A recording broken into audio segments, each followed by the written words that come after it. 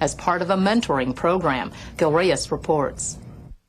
LA Mayor Antonio Villaraigosa returns to his alma mater to lead a campus-wide cleanup with about 100 students. One of the things we want all of you to think about is coming back too. Graduating from high school, hopefully going to college and graduating from college, and then coming back in service of others. Roosevelt High School students planted vegetable gardens and repainted walls on campus.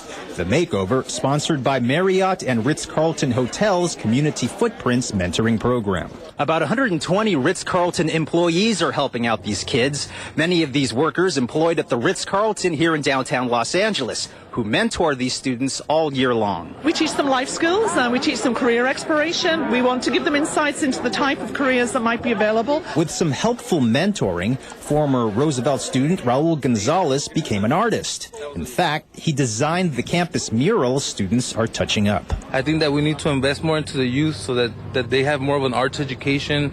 The art programs in the school are the first to get cut. With a little attention, these walls, once tagged with graffiti, are beginning to look vibrant again. A little attention can also make a difference in a young person's life. At Roosevelt High School, Gil Reyes for LA This Week. Ritz-Carlton partners with other schools internationally to sponsor similar school mentoring programs. A council meeting turns into a spat between council members and a public speaker. The LA Mission reaches out to those in need, and Jackie Robinson Day in the city of LA. These stories and more in City Beat.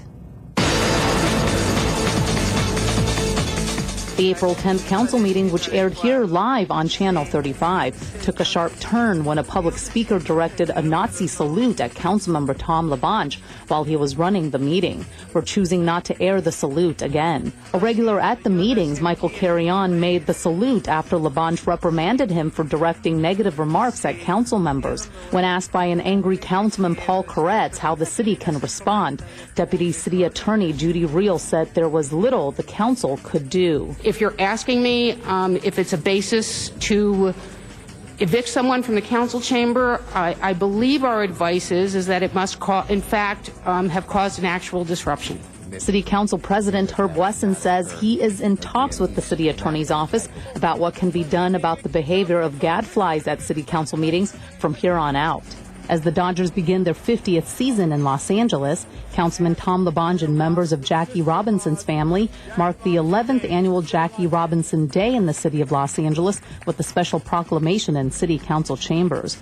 Robinson, who hailed from Pasadena, is legendary not only for his stellar career with the Dodgers, then a New York team, but for his role in breaking Major League Baseball's color barrier when he became the first African-American player in 1947. The LAPD recently rededicated the front lobby area of the Foothill Area Police Station in Pacoima.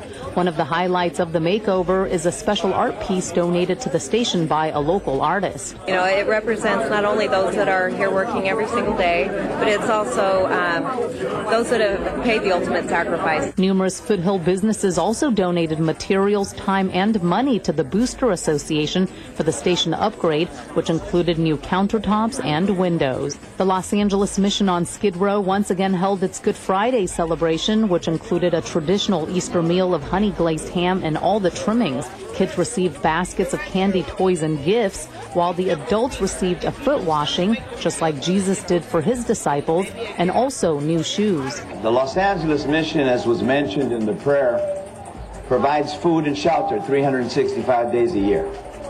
And these people are really good people because they live the life of Christ. The mayor and councilmember Jose Huizar were on hand to help serve food to attendees. And an annual Easter tradition over at the El Pueblo Historical Monument is an event that brings out the city's various animal companions. Cindy San Luis takes us to the blessing of the animals. Welcome to Olvera Street. Pet owners gathered at the El Pueblo Historical Monument for an 82-year-old tradition known as the Blessing of the Animals, hosted by the Olvera Street Merchants Association. It's a long-standing tradition, as I said, of blessing the fire, the water, and the animals and all the elements that are part of our world. This is a tradition that has existed at Placita Alvera for many, many decades, and it's great to see that it continues. The event began with a procession through the merchants area, led by a cow adorned with flowers.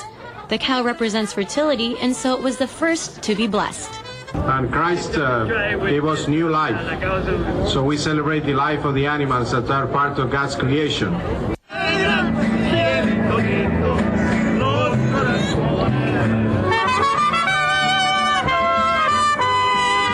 Always held on the Saturday before Easter Sunday, the tradition goes back many centuries that began with thanking the animals for all the hard work they did on the farm.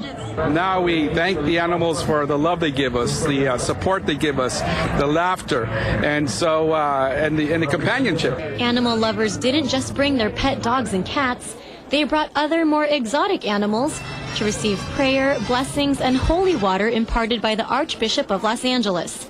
This animal named Piglet has received this special blessing for the past 6 years. I'm glad that they take time out to give to the people with the animals, and it's a beautiful procession. The tradition began in El Pueblo in 1930 and will continue to be a festive day for years to come.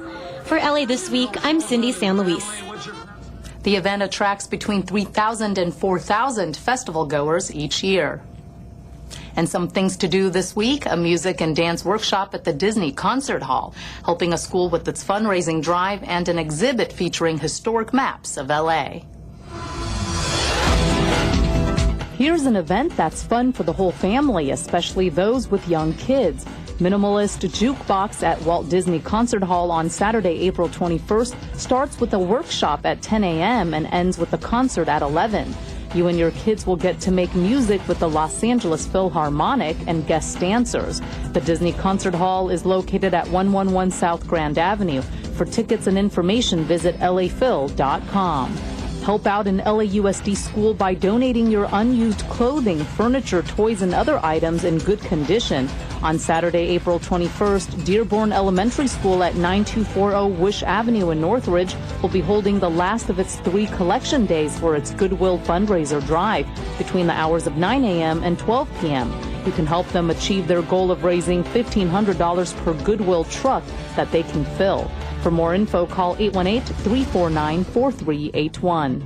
The exhibit, As the City Grew, Historical Maps of Los Angeles, is on display now through November 4th at the first floor galleries at the Central Library, located at 630 West 5th Street. The exhibit traces the growth of Los Angeles with 34 historical maps from the library's 100-year-old map collection, which includes topographical maps, road maps, street guides, and fire insurance atlases. Go to lapl.org for more information. And remember, you can find this information on our Facebook page. And that's a look at some upcoming things to do. Distance runners got the red carpet treatment at the first ever Hollywood Half Marathon. As Anita Bennett reports, the race through Tinseltown included a lot of glitz and glamour.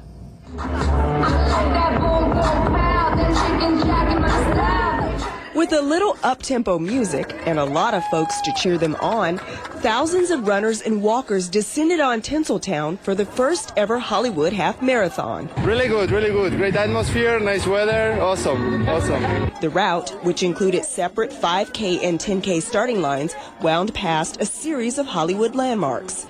There was the Walk of Fame, plus Grauman's Chinese Theater, and of course, the world-famous home of the Academy Awards. It added even more Hollywood glamour. It was awesome. It was great. I couldn't believe it. I actually did it. I finished it. It was really great. It was awesome. In keeping with the quirky theme, there were some buxom bunnies, a dancing cow hawking fast food, and everyone who made it across the finish line, they got their own Hollywood star. It was really good. It was a lot of fun. Nice flat course. It was good. I liked it a lot. I'll definitely be back next year. The day before, there was a pre-race fitness expo in Universal City. That's where the runners picked up their numbered race bibs. And according to the race director, even more people showed up than they expected. It's Hollywood. Hollywood makes anything popular. I'm sure everyone wants to go to the Academy Awards. Everyone wants to go, all the award shows that happen here in Hollywood. So to me, this is a celebration of Hollywood for runners. Those runners snapped up souvenirs, and they got lots of tips from vendors on how to reach their peak race performance. I'm Anita Bennett for LA This Week.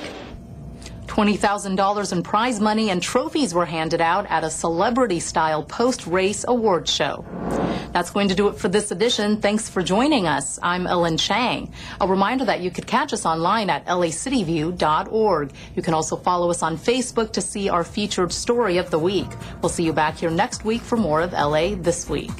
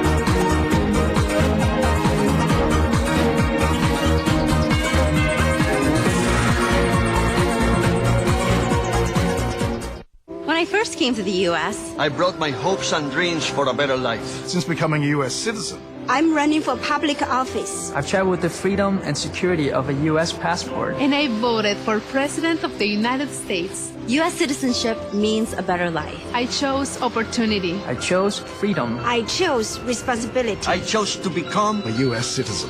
I'm a proud American.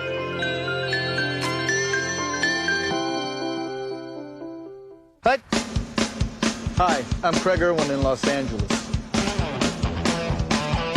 Hi, I'm Trenton Irwin, and you're watching LA City View, Channel 35, our city, our channel.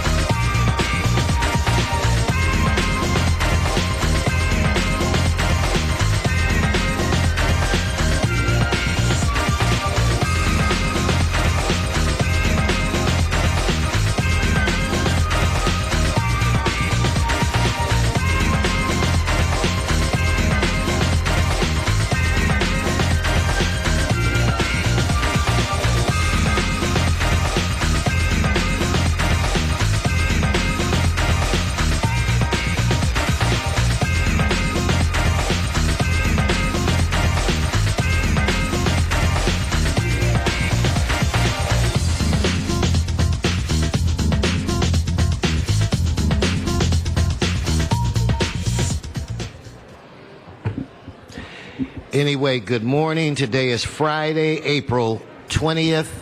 This is the Los Angeles City Council. We meet every Tuesday, Wednesday, and Friday at 10 a.m. This is the presentation portion of our program. Mr. Huizar. Thank you very much, Mr. President. As you know, Earth Day is upon us, and we are here today with the Bureau of Sanitation to celebrate Earth Day and to celebrate the good work they do to make our Earth greener and healthier for ourselves and for future generations. And as I said, we are here today to celebrate Earth Day, and we are here to recognize a department that does an extraordinary job in making our city a cleaner, greener, and more beautiful place. What better way to begin?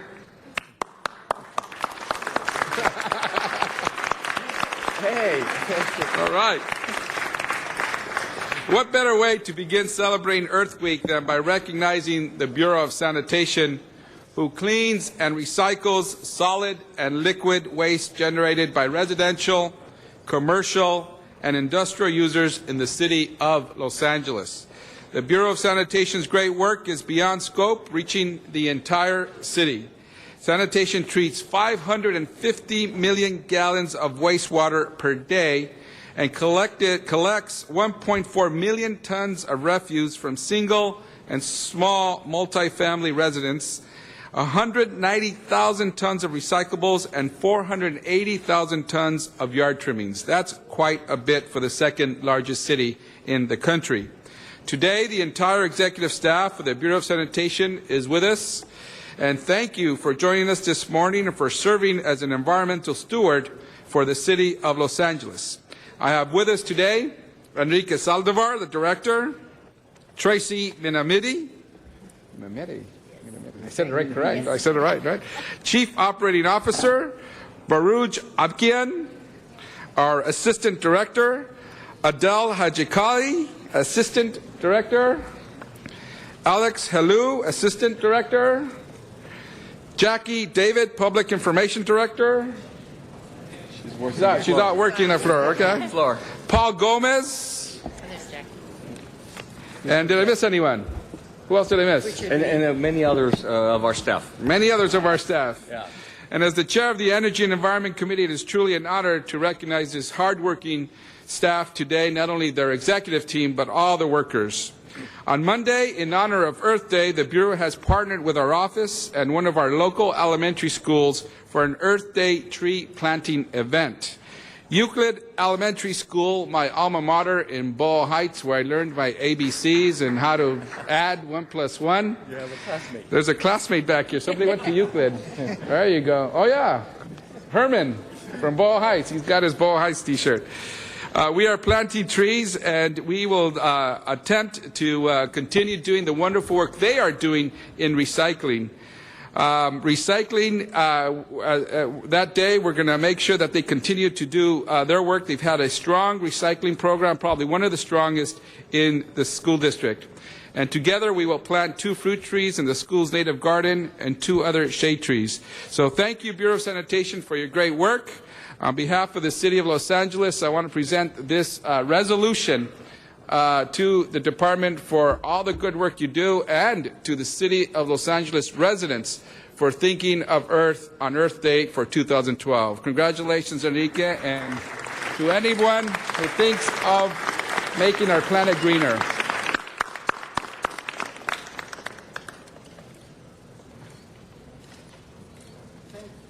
Thank you very much.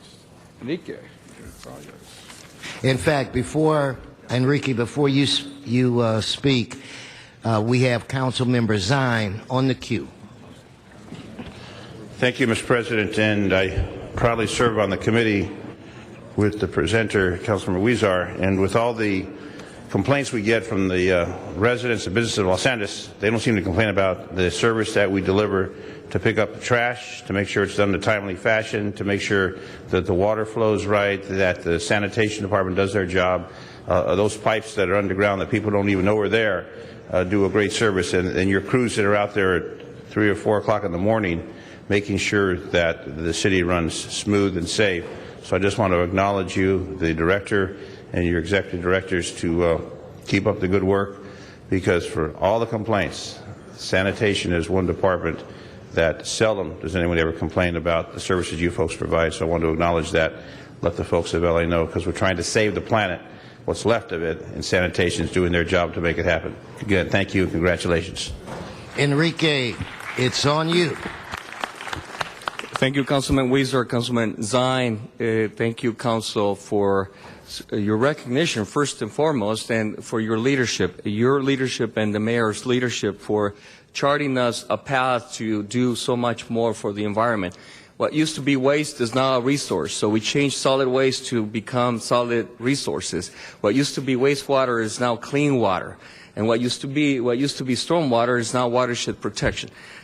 That's a transformation that we as an organization who is proud to be one of your departments, one of your bureaus here in the city. We're proud to go with the leadership that you have provided for the years, and now with Councilmember Weezer as Chair of Energy and Environment, Councilman Zine as co-chair, and all the members of the Energy and Environment Committee. I'm proud of the entire team in sanitation, all 2,800 plus employees, and we're proud of our residents who have been such key participants in making all the right environmental decisions. Thank you very much. Thank you, and let's give them another round of applause. Thank you, Mr. Weezer. And we do have a quorum is present, so at this point, I'm going to ask the Madam Clerk to call the roll. Alarcon, Buscaino, Cardenas, Engler, Garcetti, Weezer, Carrasco, Krikorian, Labange, Parks, Perrier, Reyes, Rosendahl, Zine, Weston, Timmer is present, and a quorum, Mr. President. Okay, what's our first order of business? Approval of the minutes. Mr. Cardenas moves, Mr. Corrett seconds. Next. Committee trade resolutions for approval. Ms. Perry moves, Mr. Zine seconds. That should bring us to the agenda. Yes. If we could go through the first, I guess it's items 1 through 10. Items 1 through 10 are items for which public hearings have been held. Specials, members, on items 1 through 10, specials. Seeing none. On these items, let us open the roll, close the roll, tabulate the vote. 11 ayes. Next. Items 11 through 21 are items for which public hearings have not been held. 10 votes required for consideration. Without objection. Okay, on these items, do we have any cards? Cards on items 12, 13, 18, and 19. Members, specials. Any, Mr. Cardenas? 21 on behalf of Councilmember Weezer. Okay, 21.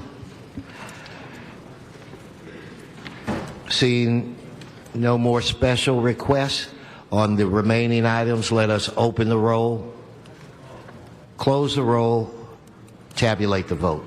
11 ayes. Okay, if I could call on our newest member, Joe Buscaino, lovingly referred to as Joey B.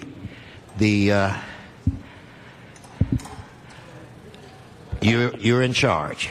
Thank you, Mr. President. It's a great day for Harbor City and the athletic program at Nathaniel Narbonne High School.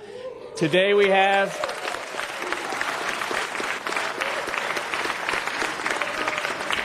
Mr. President and colleagues, today we not only have the CIF Division I Los Angeles City Section Championship women's basketball team here, but we also have the Los Angeles City CIF Division I men's football team here as well.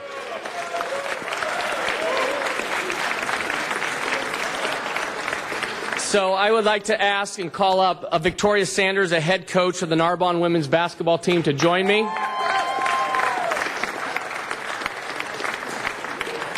You know, we talk about our student athletes at our high schools across the district, across the city, how it's important that we value and we celebrate what athletics do to a student.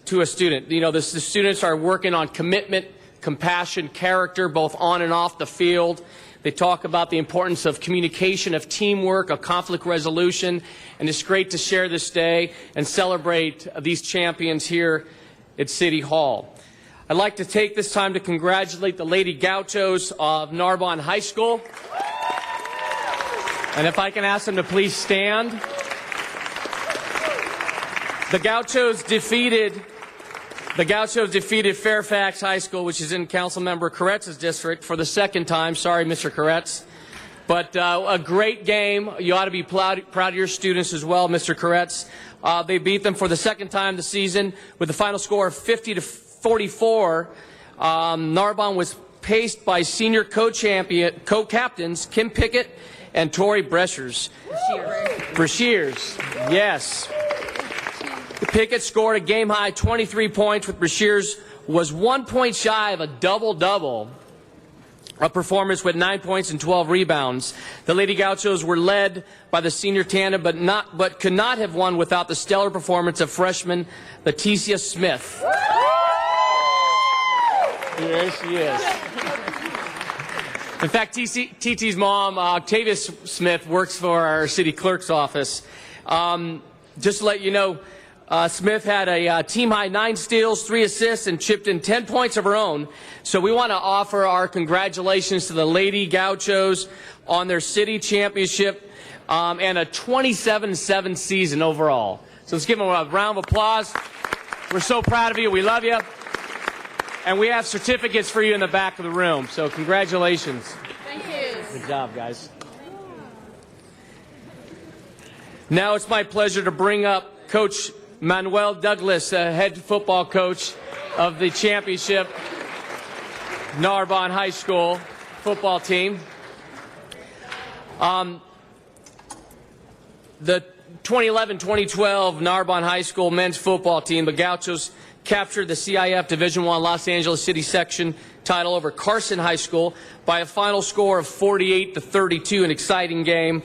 The number 2 seeded Gauchos absolutely demolished their postseeding opponents, including San Pedro High School, and I'm an alum too, but I'm proud to congratulate you as well. Narbonne won their 4 postseason games by a total score of 200-66 collectively. Narbonne used a suffocating defense to dominate its opponents through their playoff run. Their championship game against Carson Colts was practically over a halftime when the Gauchos jumped out of a 35-7 lead. The Gauchos' performance throughout the playoffs left no doubts as to who was the top team in Division I. The Gauchos finished the season with a strong 11-3 record and a perfect 6-0 record at home.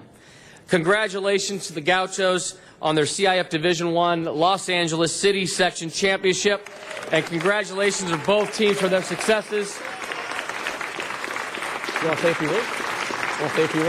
Oh, sure. And I'll ask Coach Douglas to say a few words. I'd just like to say thank you for giving us the opportunity to be here.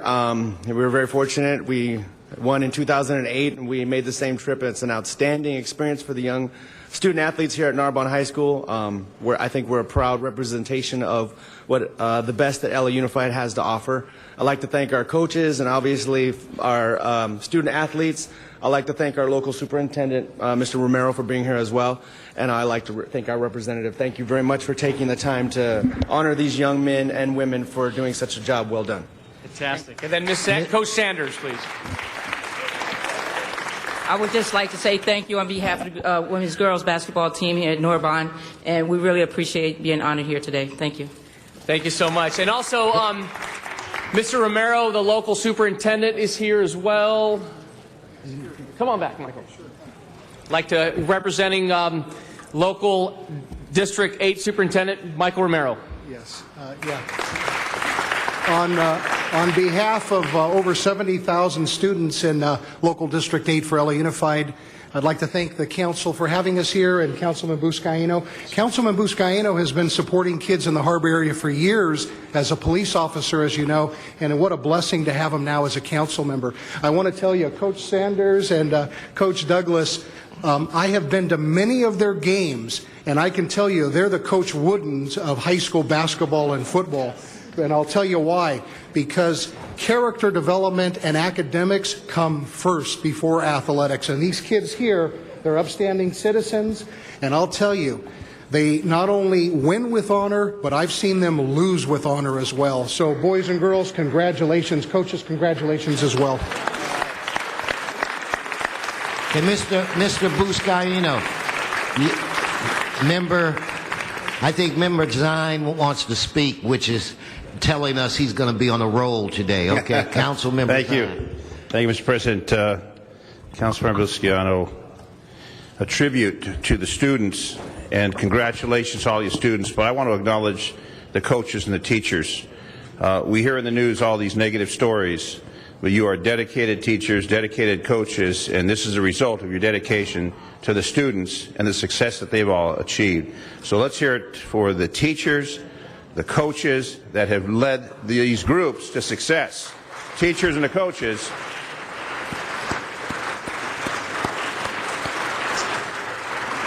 And I also want to mention that many of you want to go on to college. You may not have the financial resources to do that.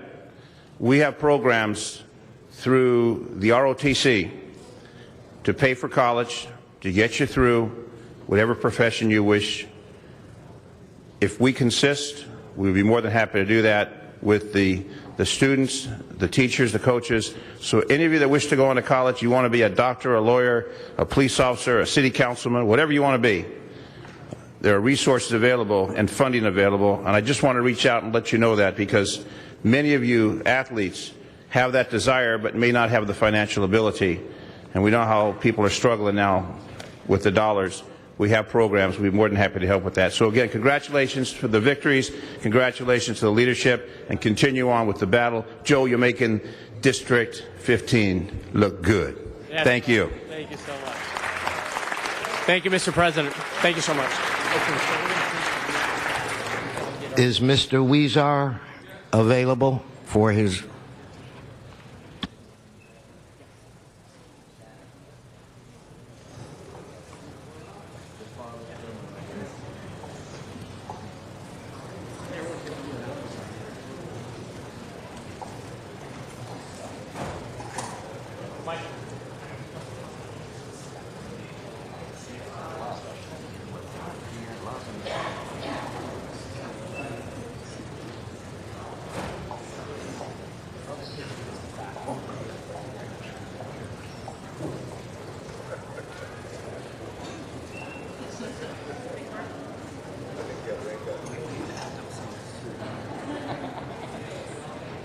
Well, thank you, Mr. President, and colleagues and public. It's my distinct pleasure today to present a resolution that is later on coming up in item 21 of the agenda that will declare April 20th, 2012, David Alfaro Siqueiros Day here in the city of Los Angeles.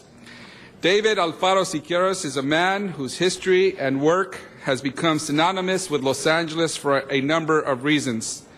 David Alfaro Siqueiros, along with Diego Rivera and Jose Clemente Orozco, was one of Mexico's most acclaimed artists of the 20th century. The three artists are commonly known as Los Tres Grandes. In 1932, he went into exile from Mexico and stayed in Los Angeles for nearly a year. During his time in Los Angeles, 2 years following the opening of Olvera Street, David Alfaro Siqueiros painted a controversial mural entitled America Tropical on the south-facing second-floor exterior wall of the Italian Hall where the Plaza Art Center was located. The 18 by 82-foot mural was unveiled on October 9th, 1932, on the roof of that place before a crowd of spectators and hundreds and officials. In 1933, it is alleged that concerned about the image of the new Mexican marketplace, now known as El Pueblo, the officials at that time asked for the segment of the mural to be painted over. By 1938, the remainder of the work had been whitewashed in an act of censorship. Ironically, that act and the powerful image of his mural underneath led to many considering him the father of the Chicano mural movement here in the city of Los Angeles. A whole army of artists used his work as a launching pad in the 1960s and 70s and into the 80s to create a new brand of art that often combined social commentary with beautiful, stunning canvases done on walls throughout the city of Los Angeles, which led to Los Angeles being known as the mural capital of the world. Today, working with some of my colleagues on City Council and Tanner Blackman from the Planning Department, we are working on creating a new mural policy that will once again allow us to put up more beautiful murals on our walls throughout the city of Los Angeles to once again regain the distinction of the mural capital of the world. And today, I'm joined by a whole host of supporters, including a member of the Siqueiros family, Pueblo Commissioner Carol Hawkes, Amigos de Siqueiros co-chairs Delilah Sotelo and Dan Guerrero, Chris Espinosa from the Mayor's Office, Deborah Padilla from Spark, and members of the United Painters and Public Artists, who along with Spark are helping with the mural ordinance and are working on the restoration of America Tropical at El Pueblo. And it speaks to the significance of Siqueiros, to the art community and beyond, that all these people are here today paying homage to a master. I want to thank all the guests for supporting the effort to conserve America Tropical and to create a beautiful interpretive center.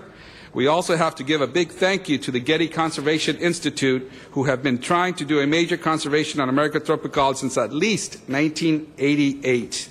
The Getty Conservation Institute has generously committed $3.95 million in the grant to El Pueblo, with a city funding balance of approximately $6 million to make this possible.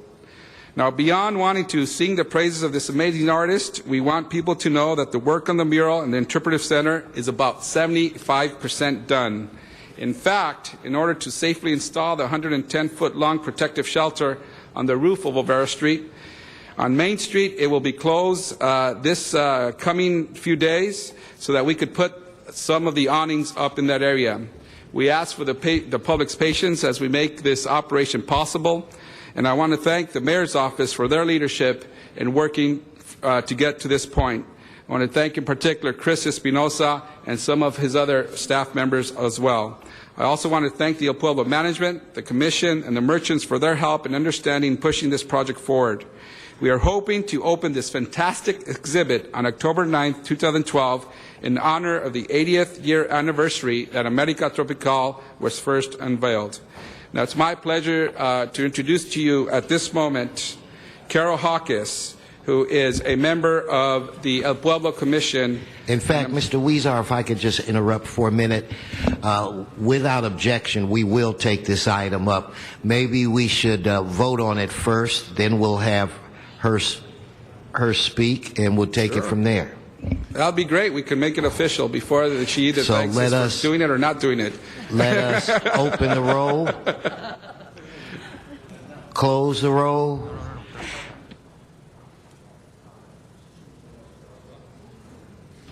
Again, open the roll, close the roll, tabulate the vote. 11 ayes. Mr. Huizar? You're real. So let me introduce to you Carol Hawkes, who is a fantastic, very active commissioner at El Pueblo, who has been leading the effort along with the other co-chairs to form the group Amigos de Siqueiros, who has brought us up to this point to once again get this mural online so that public spectators can see this beautiful mural and what it represented at that time and today. Carol Hawkes. Good morning, commissioners, and a beautiful morning it is. Good morning, Council President Herb Wesson. I like the way you move. Thank you. Anyway, I'm here today to actually tell you, just be very brief and tell you that Amigos is a family, and it's a very unique family because we hold the bastion of the history of Los Angeles. This is the El Pueblo. It means the people. It means the town. It means the city. So as we hold that history, and we have many stakeholders there. We have the Chinese American Museum, we have Italian Hall, we have the Mexican Cultural Institute, and we have the Methodist Church, where Goodwill was founded. Goodwill was founded there. And today it is my pleasure to welcome to our family Amigos de Siqueiros. So with that, I introduce to you the two co-chairpersons that have spearheaded this for the past couple of years, Ms. Delilah Sotelo and Mr. Dan Guerrero. If you don't know who he is, his father was a very famous person, Lalo Guerrero, that we all in our community highly revere. Thank you. With that, I introduce to you Delilah.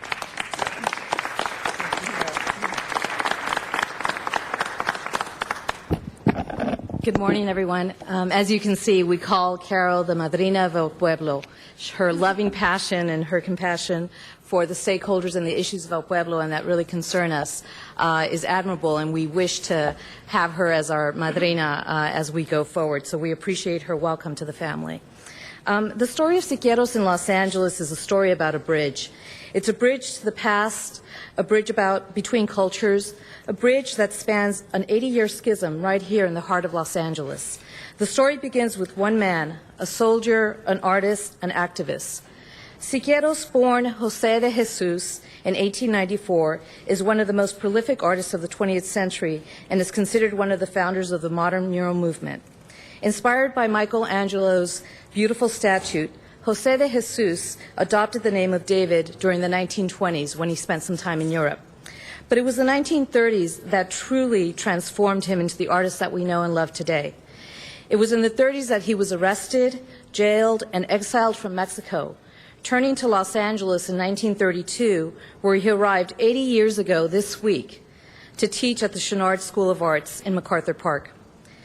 He innovated his technique of painting outdoor murals with 3 masterpieces, all within the span of 6 short months, prior to his deportation after the controversial unveiling of America Tropical. While in Los Angeles, Siqueiros interacted with the Hollywood and artistic community. He experimented with innovative techniques that merged modern industrial tools with cinematic movement in the outdoor setting, as it revolutionized the traditional fresco mural technique. This experimentation, along with his block of painters, transformed static two-dimensional techniques into multi-dimensional panoramic perspective. As the viewer moves, the mural moves. Thanks to Councilman Huizar, Amigos is joined here today by many artists, activists, and supporters who are celebrating the legacy of Siqueiros. The legacy that will be unveiled later this year in October as we, the city, and the Getty Conservation Institute open the doors of the America Tropical Interpretive Center. While this is a time to celebrate Siqueiros here today as the Day of Siqueiros, I want to take a moment to thank those without whom this project would not be possible. Mayor Antonio Villaraigosa for his vision and valor in preserving and committing to protect this precious jewel of Los Angeles. And most importantly, for hiring Chris Espinosa, who is a force of nature moving this project forward. Councilman Huizar for his support of our organization and who, as a fellow Mexican, understands the international importance of Siqueiros and his mural and the cultural tourism that it will bring to Los Angeles. The family of Siqueiros is Ana Siqueiros, who is the great niece of the great David Alfaro Siqueiros, is here with us today. And our partners at the city, including El Pueblo, the Department of Cultural Affairs, Department of Parks and Recs, General Services, and the Bureau of Engineering. And most importantly, it's our nonprofit partners out at El Pueblo, the MCI, Patricia Alarcon, Luis Garza, the Methodist Church, La Placita, and the work of Deborah Padilla at Spark that really is going to legitimize the work that we're doing here on the programming side with Amigos. So in conclusion, the legacy of Siqueiros in Los Angeles represents a bridge from one generation to another, from one culture to another, a bridge to an urban environment in which diversity is a source of strength and not of controversy. So thank you for your support of us, and congratulations for the decision today.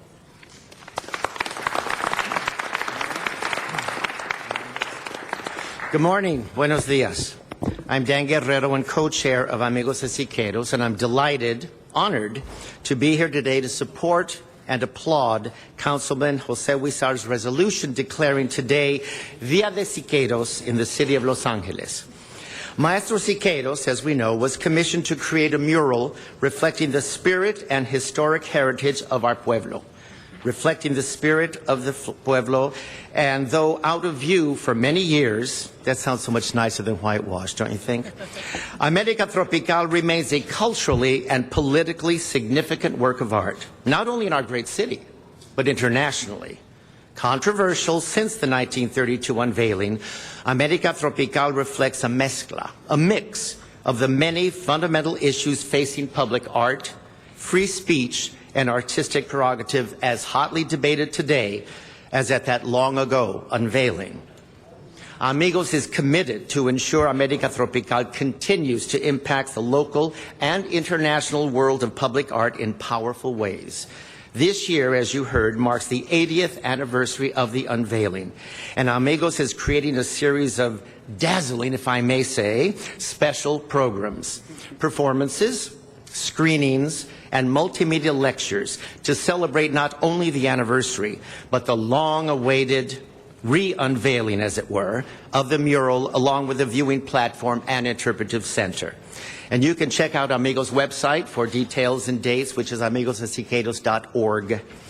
As the city's nonprofit partner, Amigos' objective is to entertain and educate in a culturally and historically accurate manner. We expect the mural and the center to draw from the more than 2 million annual visitors to our beloved Calle Olvera, hopefully increasing that number. Tourists, school children on a field trip, Angelinos will all find a rich and unique experience when visiting America Tropical. In strong, go ahead, applaud, right? In strong collaboration and with the continued support of the mayor, the councilman, the Getty Conservation, and the commission, Amigos pledges to be worthy stewards of this international treasure. Gracias, and thank you for making us real. Thank you. Congratulations. Mr. Huizar, Mr. Cardenas. Before we go to Mr. Cardenas, Mr. President, if you would indulge me, we have the honor of having the great niece of Mr. Siqueiros here, Ana Siqueiros, who would share a few comments, and if we could go to my colleagues after that. But it is an honor to have her with us today, to have a family member share the special day with us here in the city of Los Angeles. Ladies and gentlemen, Ana Siqueiros. Good afternoon. On the behalf of the family of Siqueiros, I want to thank each and every one of you to bringing the limelight. His legacy lives on not only through his family, but through all the people that have come together as being friends of Siqueiros, and for seeing the legacy that continues on through the education and inspiring those children to continue on the story that is here in Los Angeles and beyond. May we come together in unity, as my great uncle and my ancestors have taught me, to continue the legacy of hope and spirit to instill in those for future generations. Thank you again on behalf of our family for all of your inspiration to continue on this ever-endearing artistic endeavor for our future of America. Thank you. Mr. Cardenas. Thank you very much, Mr. President. I'm very, very happy to see that the mural's unveiling will come to its completion. And it's not just an unveiling. One of the reasons why it's taken so long is because we're dealing with not only with a historical mural, but we're dealing with the historical building that it's on. And then we're also wanting to make sure that when we do unveil it, it will live forever in a place where people can come and visit and appreciate it. I just wanted to say that I'm very, very proud of the three great muralists out of Mexico, Rivera, Orozco, and Siqueiros. And I'm very, very happy that my son surprised me because he's a muralist. And one day I was telling him that we have a Siqueiros mural in downtown Los Angeles, and I took him to go see what we could see of it. But I was so pleased and joyed to hear that he said he knows who Siqueiros is. My son was only 16 years old when he said that. So I was very pleased and warmed my heart to know that he knows the history, not only of Los Angeles and the beauty of art and the muralists, as he is a muralist himself, even at his young age, but the fact that he knows the history about where his connection from his ancestry, his grandparents came from Mexico, and the fact that he knew Siqueiros really made me understand how important this is, that not only the kids who are muralists like my son would know who Siqueiros is, but all of the children throughout this region will come to know this beautiful art and this wonderful artist, and the fact that he was put in prison, etc., wrongfully, the fact that he had to flee his country wrongfully, really also adds the beauty of reality of why so many people are in this great country and why they cherish this great country so much, and the freedom of speech. That mural is another example of freedom of speech, and it's great to see that we can have that example unveiled and for the public view forever. So congratulations to all of you on your fine work. Mr. Rosendahl. I just love that line, hope and spirit, that you just gave from your family history. Spark, just wave so the world can see you. Spark is in Venice. I represent Venice, and Venice is one of the cultural iconic places in the world. And in Venice, thanks to Spark and other leadership there, we have murals there as well, and murals throughout the city. Murals tell a history. Murals connect us. Murals bring back relatives and friends. When you see a mural, you get a sense of place and people. And so to see murals in our great city is absolutely fantastic. We're one of the greatest cities in the world that do it. And as for culturalism or tourism or people coming from all over the world here, to see the murals of life and history is dramatic and positive. So I just want to thank everybody here for what you're doing. In Venice right now, we have some people waiting for the new ordinance to get in place. Others are going to be grandfathered under the new ordinance. But nobody can keep their paintbrush down. Everybody is working on doing and creating constantly. So I just want to acknowledge Jose Huizar for bringing this here, my colleagues obviously for supporting it, most important to the artistic community that helps create that connection. Thank you very much.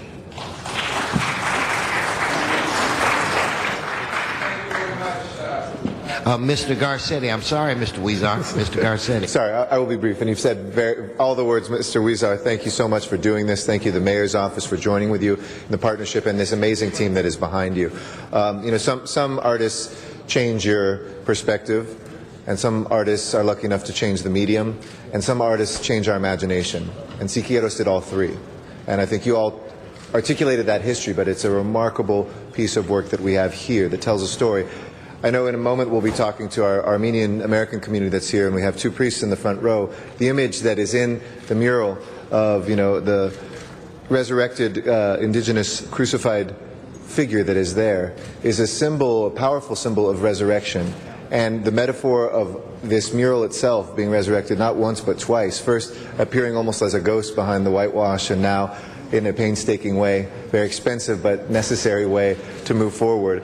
And just on a very personal way, Siqueiros was a revolutionary. I feel kindred spirit with him because of my own family's history. As many of you know, my grandfather is the product of Chihuahua, just like Siqueiros was, and the product of the revolution, because he came here when my great-grandfather was killed in the revolution, and my great-grandmother carried him over the border in her arms as a result of that revolution. But who we honor is a revolutionary yesterday, but a group of revolutionaries here today. And so bless you for what you've done and what you're creating, and when we have that unveiling, it will not be something new. It'll be a remembrance of the past and a bold statement for our future as well. Congratulations. Mr. Huizar. Mr. President, thank you all for your comments, and it's my honor now to present to amigos, to thank them, a resolution from the City of Los Angeles declaring today El Día de Siqueiros. This represents many things. It shows that Los Angeles cares about the arts, it supports the arts, but given the controversy that this mural started back then and the censorship that occurred, we want to say that once again we support freedom of expression that our artists have, whether they're painting them for their own private uses or on our public walls. within the confines of the U.S. Constitution. There's no censorship in the city of Los Angeles. Que viva Siqueiros!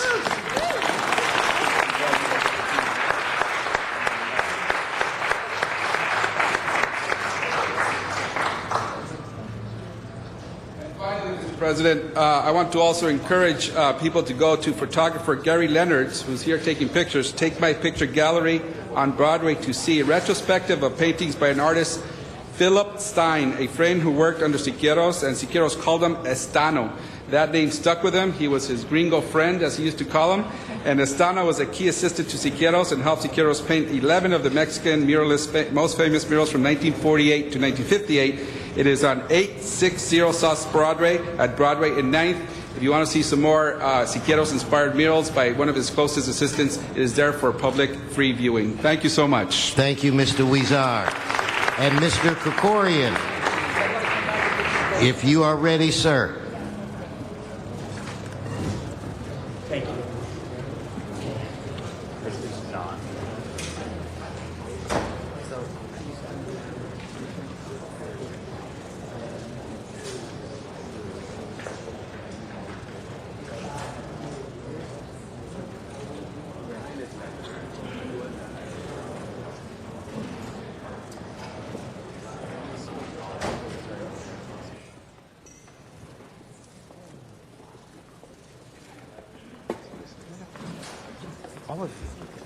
Tony? Mr. Krikorian, you have the floor.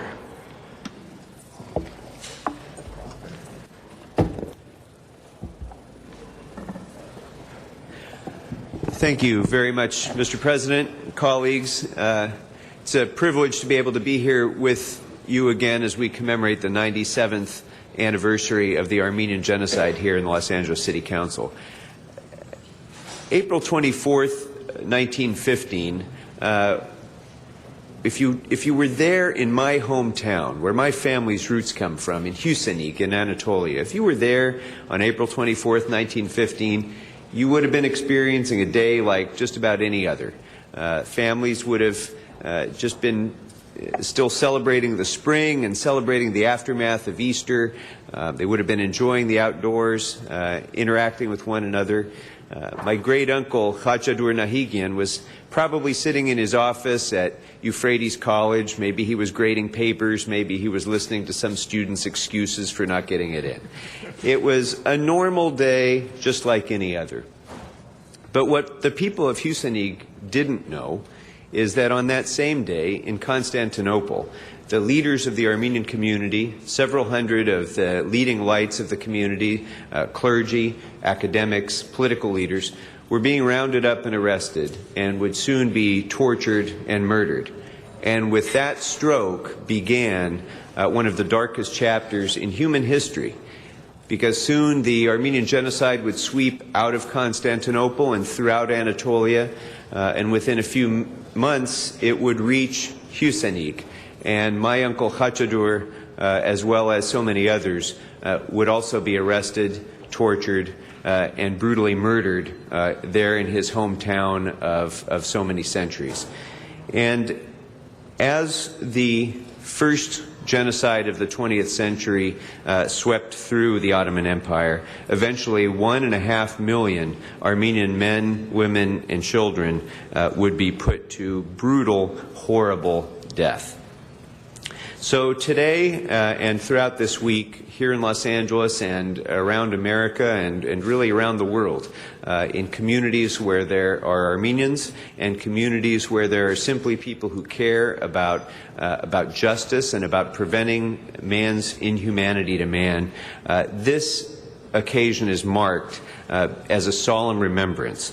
Not only because it's important that we remember what happened to the Armenian people, but because it's so critically important that we learn the lessons of history so that we don't continue to make the same mistakes and have the same horrors continue to occur in the past, in the future. And this is so especially important with regard to the Armenian genocide because, unlike so many others, this genocide still has the successors of the perpetrators continuing an active campaign of denial. And the Republic of Turkey continues to this day to spend millions of dollars a year in its campaign of denial against the occurrence of genocide. We all know, everyone knows, everyone who's studied history knows that campaign of denial is ultimately doomed to failure because it is empty and false. But it's nonetheless important that we continue to educate ourselves and educate others about the truth so that the truth will ultimately prevail.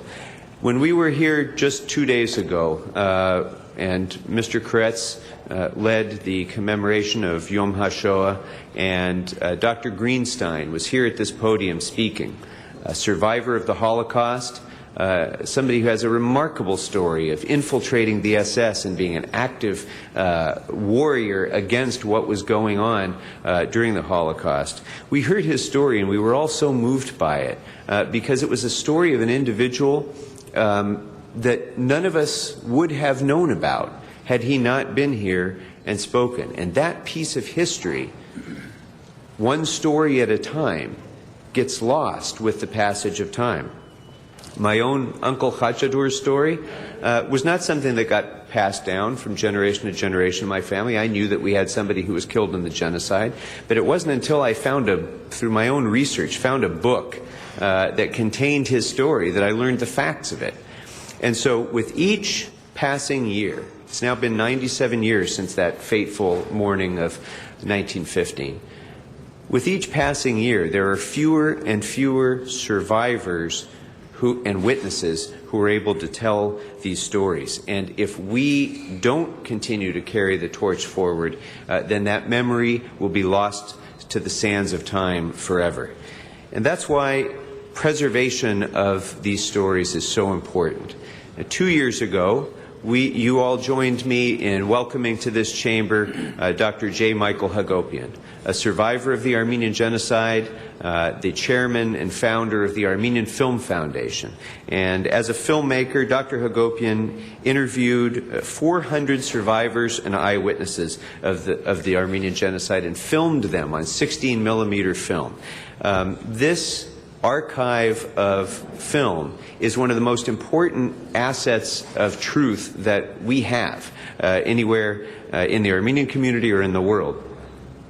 Unfortunately, Dr. Hagopian, himself a genocide survivor, passed away in December of 2010.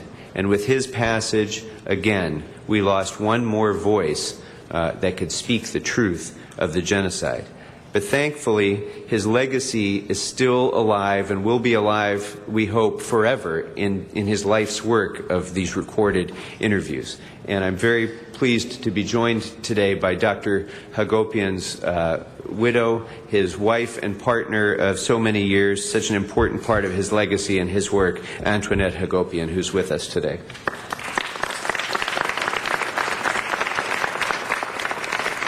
One of the last great accomplishments of his life was when Dr. Hagopian and Antoinette agreed to an arrangement between the Armenian Film Foundation and the USC Shoah Foundation to preserve those films forever by putting it in the Shoah Foundation's archives and digitalizing these films so that they would be available to scholars and students throughout the world.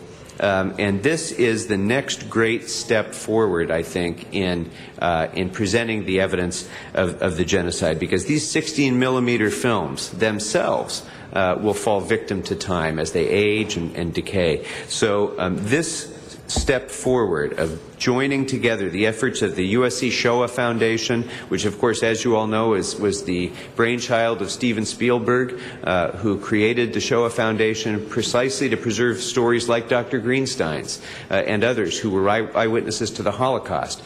As he did that work, as the Shoah Foundation did that work, it became obvious both to the Shoah Foundation and to the Armenian Film Foundation that this relationship between the Holocaust and the genocide and the importance of preserving that testimony was so critically important. And I'm very, very pleased now today to be able to recognize that collaboration, that partnership between the Shoah Foundation and the Armenian Film Foundation. The Armenian Genocide Digitalization Project is a collaborative effort that will pay tremendous dividends to scholars and those who care about justice and truth for many, many generations to come. And I'd like to briefly introduce a video, if you will indulge me for a moment, that tells the story about that collaboration.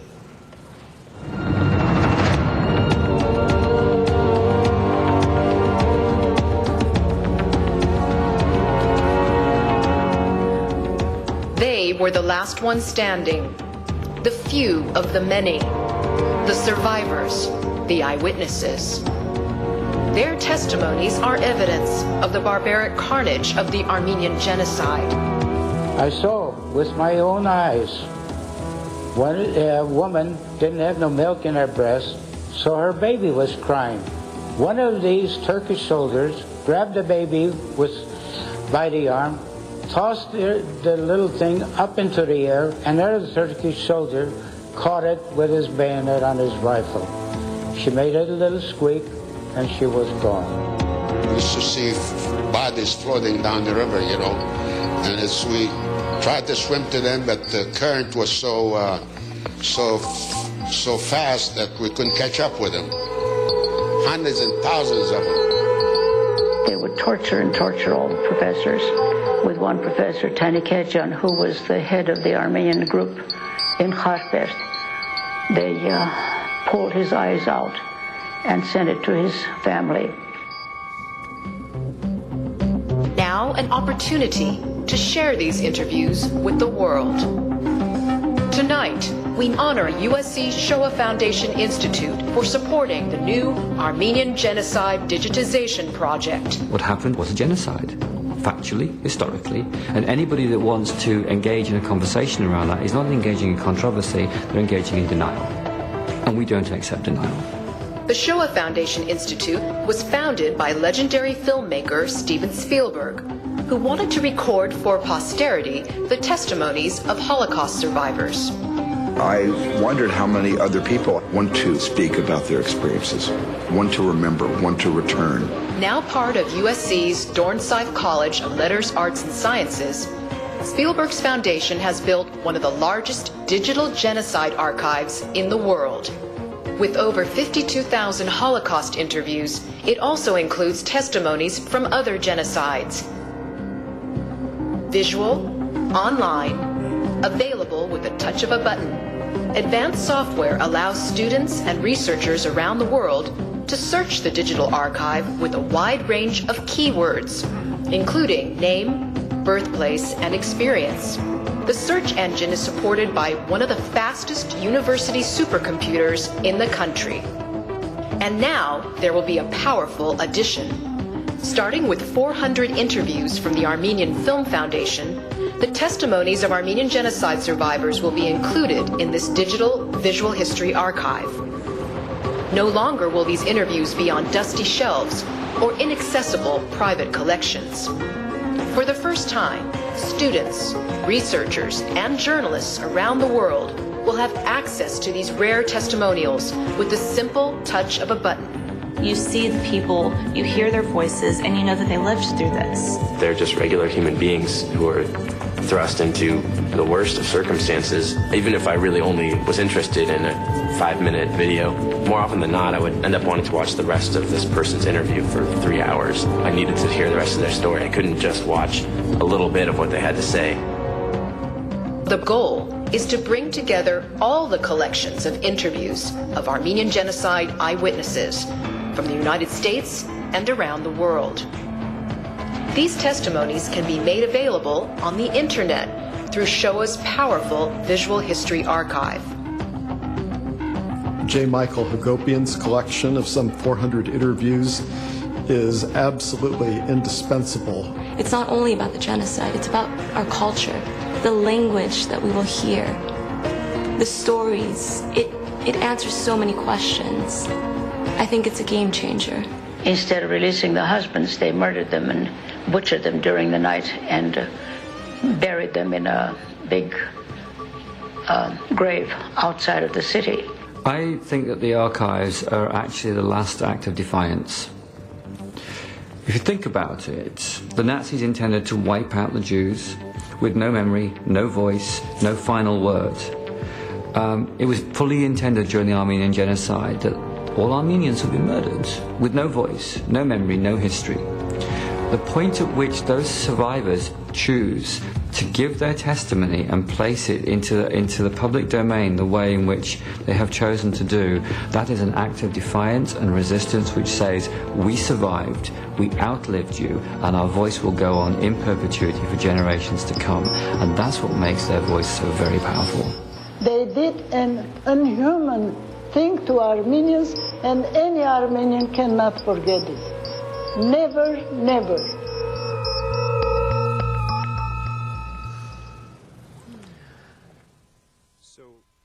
I think one of the things that we see from this video is this is important, of course, to the Armenian community, but far more important than that, any people, anywhere, could experience the same kind of result of intolerance and bigotry and hatred. And that's the lesson of the Armenian genocide. That's the lesson of the Holocaust. That's the lesson of what has occurred in Rwanda and Cambodia and so many other places. And this is the lesson that we have to remember today. So I'm very pleased to be able to have with us today to receive our recognition Kim Simon of the USC Shoah Foundation and Carla Garabedian of the Armenian Film Foundation.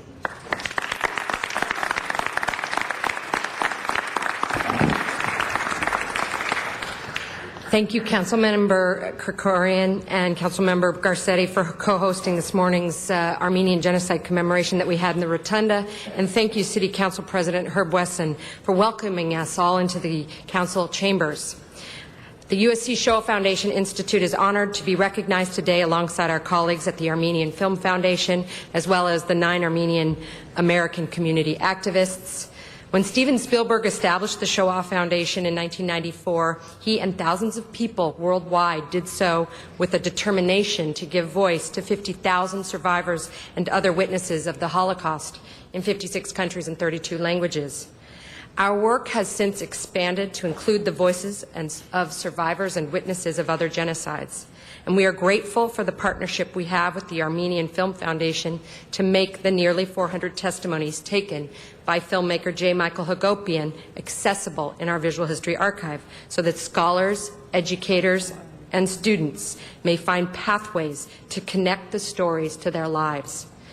In April 2010, as was mentioned before, the groundwork was paved when we signed a historic agreement with Michael and Antoinette Hagopian and the Armenian Film Foundation.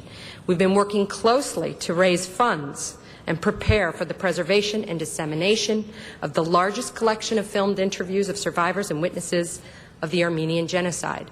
In this month of April, it is a time of reflection and commemoration of the Holocaust, the Cambodian and Rwandan genocides, and today we are acknowledging the 97th anniversary of the Armenian genocide here in the chambers. It is encouraging to know that through our work together, the voices, the stories, the memories of the survivors and the victims will be preserved in perpetuity. The survivors and other witnesses give testimony, one voice at a time, making a powerful archive of human conscience. Through the educational use of the testimonies with partners such as the Armenian Film Foundation here in Los Angeles, around the country and across the globe, we strive to create new ways for people of all ages to become informed advocates for humanity, now and in the future. Thank you.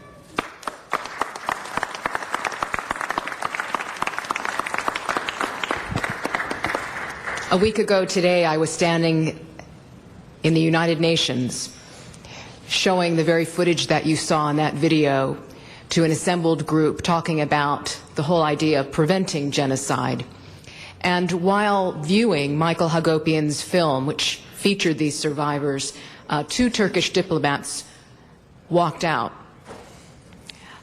And I think that's a testament to what this is all about. When you shine a light on ignorance, when you shine a light on intolerance, those who deny put their hands over their ears and walk out.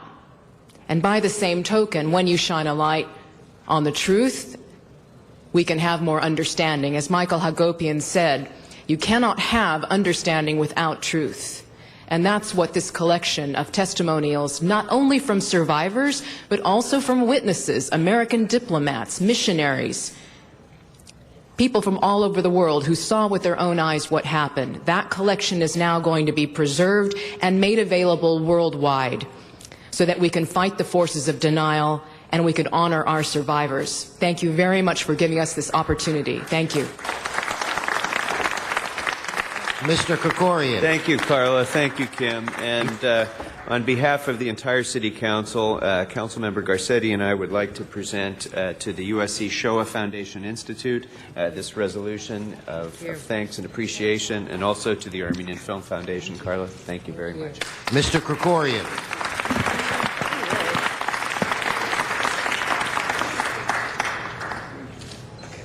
More in the back.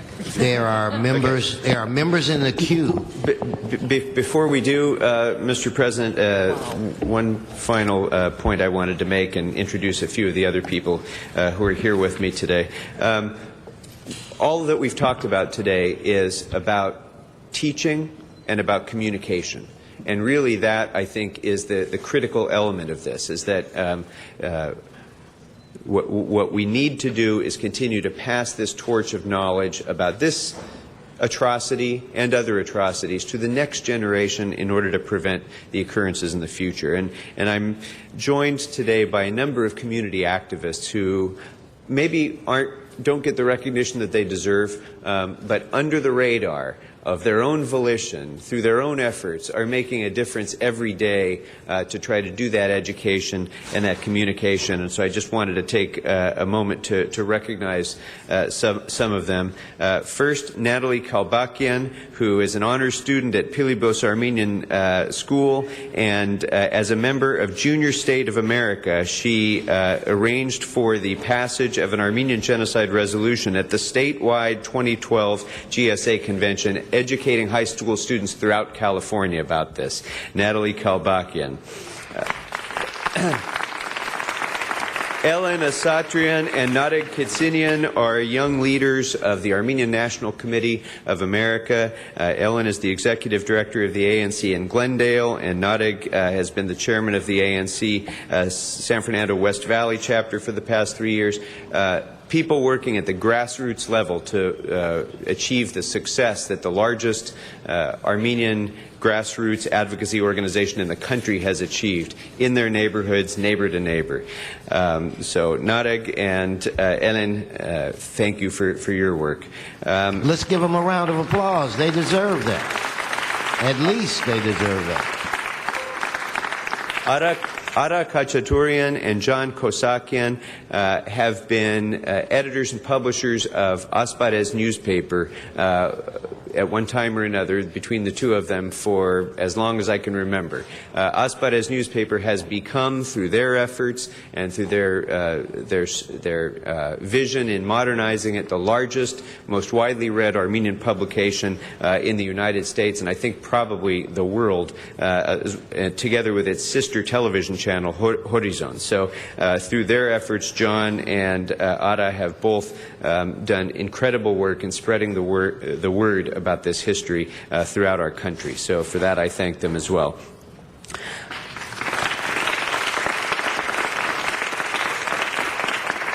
Ara Sujan is an award-winning filmmaker who is known best for music videos, as well as other things.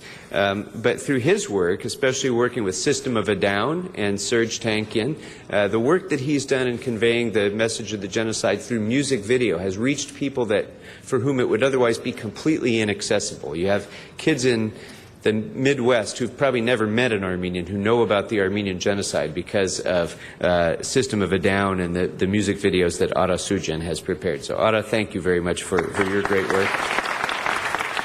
And then finally, I want to recognize the Genocide Project, which was formed in 1995. Two extraordinarily talented photographers, Ara Oshagan and Levon Parian, who together have photographed the witnesses and survivors of the genocide. And with their partner, Garen Yagparian, who has interviewed these witnesses, they've put together a very, very powerful presentation of photographs and testimonies that has been seen in museums and state capitals and the capital of the United States and throughout America, sparking further discussion and debate and education. And so for that, I thank them as well and recognize their efforts. And now I'd like to turn over the podium to my colleague and co-host, Eric Garcetti. Thank you very much, Mr. Krikorian. I will be brief, and I know there's other council members who would like to speak as well.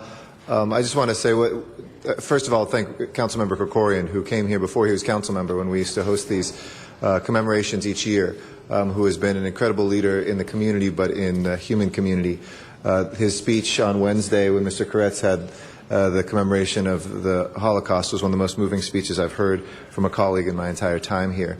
And as we channel the stories that we hear here, as we not only look at the commemoration of tragedy, but the celebration of life itself, we also recognize that our work isn't just to commemorate, but to continue to make sure that the truth is recognized, whether it's coming out to Montebello on Tuesday or in Little Armenia. I welcome you in my own district to the march started by students. We've had as many as 10,000 people who come to the streets of East Hollywood to demand the truth. When you hear the story about the Turkish government representatives walking out of seeing, these are images that do not lie. They are images that are captured by a camera, images that are told in stories. Can you imagine if the German government got up in the middle of a Holocaust commemoration, what it would be like? If Hutus got up in the middle of a recognition of the Rwandan genocide? We wouldn't stand for it. And yet, while so many in here do join, and all of us here in Los Angeles speak with such a loud voice to remember that through which genocide was first termed and started in the past century, we all have an obligation to ask who's missing and whose voices are not here, and why isn't it a human chorus? Because to the Turkish government representatives who might think otherwise, it will set you free. The recognition of the past, a past that maybe is not even, it cannot be yours in your own hands, is the only way that you can indeed be set free morally and ethically, and indeed face the truth that is with us. So, I remember when we established the Sister City agreement with Yerevan, traveling and having an amazing time seeing the culture and the life. But I also remember what it was like when we went to the Tsicerna Kapet, the commemoration marker, the monument there in Yerevan, the flame that burns. Let that flame be an inspiration not only of the voices gone and past, but of the fire inside each one of us to continue this march towards truth, towards justice, and towards a humanity that recognizes that this should never happen again. Thank you. Ms. Perry. Thank you very much, Mr. President. And I just wanted to rise to say, I've been able to tour the Shoah Foundation facilities and to be able to view some of the existing archives, and it's not only a very emotional experience, but to still have a relationship with someone who is still alive and to see them there on video talking about what happened to them when they were 15 or 16 years old is not only chilling, it sears into your memory in a way that oral histories should, but now we're fortunate enough to live in a time where we have this digital opportunity to move it forward. So I was very proud to attend the USC Institute for Armenian Studies event this past week to be able to witness the marriage of these two organizations, or the birth of this effort and the broadening of this effort, because the best way to beat back lies is with the truth, and the truth, may it be preserved forever, eternally, to be spread across the world virally, will save us all. Thank you. Mr. Rosendahl. Thank you, Mr. President. And thank you, Mr. Krikorian, for the obvious truth that is being expressed today. The white light is the story, and shining the light on atrocities must always continue. Because as we all know standing here, the Armenians are in line with others who are constantly genocide and continue to be. By standing up and making a testimony and a statement, you remind us of the moment we're living in right now. And through this great earth that we all love so much, there's genocides going on every single day. Some are ethnic, cleansing strategies of insanity that we see in the Sudan right now, or Uganda. I could just rattle off, unfortunately, about a dozen countries on the earth. I'll never forget one day I was walking through Ethiopia and I saw starvation, hundreds of people just lying there to die because nobody cared. That's a genocide too. The starvation on this earth right now in different pockets is unconscionable, unacceptable, and should never be. But every time you get up and you bring up and remember, be it the Holocaust that we just did, Mr. Koretz, and all of us here, be it what I deal with every day, where gay people all over the planet can be stoned to death.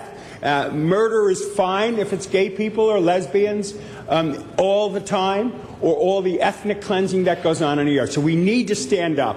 We need to stand up. We have to remember Armenia and what happened there. We have to remember what's happening right now. And when I see two clergy members, could you stand up so we could just see you two? We really know your role has been significant in bringing the issues forward to all of us and constantly reminding us that we're all God's children and that we all need to see the white light in all of us. So I just got to thank you again, Mr. Krikorian, for your leadership on us and tying together the whole planet and what happens. Bless you all.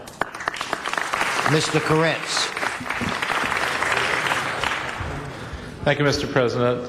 I want to join in thanking Mr. Krikorian and the community leaders who are all here to commemorate this sad and significant event. And Mr. Krikorian has been a leader on this issue long before he got here, so I thank him for all of his work on this. I mean, the Armenian genocide, I think, is significant in a lot of ways, but it was the first massive, cruel, disastrous genocide taking place in human history. But it may be even more significant for its denial.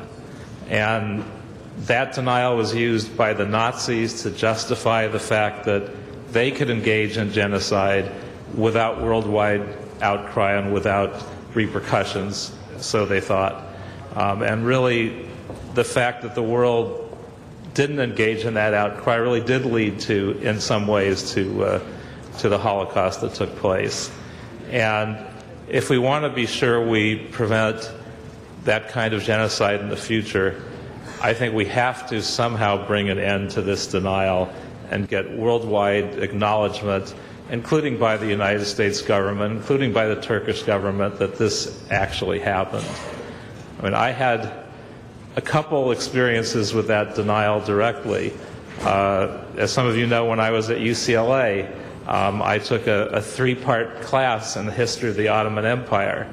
Honestly, because people said this was a fun class and it was an easy A, and so I took it. I mostly studied American history. I took it just because it seemed like it would be innocuous and enjoyable.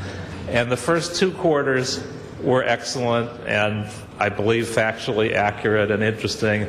The third quarter, a lot of the focus was the fact that there was talk about an Armenian genocide, but it didn't actually happen. I had never heard about the Armenian genocides. The first thing I heard about was that we were talking about something that didn't happen. I kind of wondered why.